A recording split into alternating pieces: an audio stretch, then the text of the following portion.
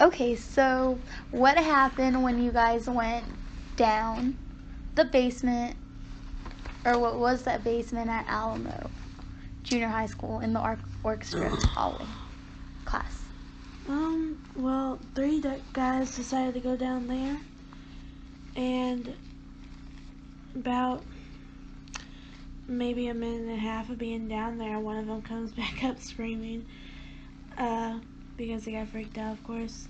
And I asked him where the other two were, and he said they were still looking, because apparently they said 5, but I believe there was more, tunnels that led out towards the space that they were in. And finally the other two came back, and they said that out of the 5 tunnels that they saw that led out to the area that they were in, only 2 of them weren't fully blocked off as far as they knew, because they had only walked down a certain distance. And then, of course, I got in trouble and got told to come back up because the teacher's stupid. But Our teacher always told us that there was spider webs down there, that there was nothing down there, because it was too dangerous even to keep as storage. What did you guys see down there?